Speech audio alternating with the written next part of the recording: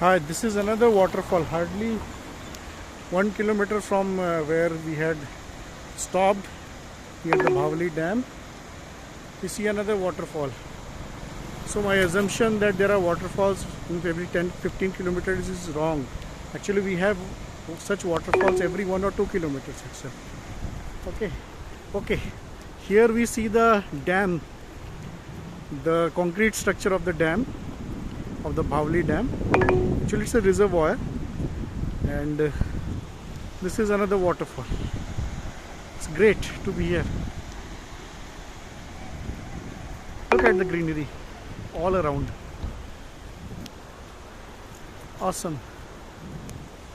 We came by this road and now we are heading to Madangarh.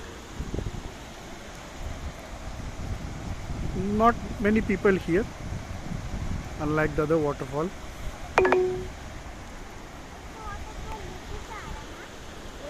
Baby, how do you find this waterfall, baby? This is good? Yes. Okay. Chalo.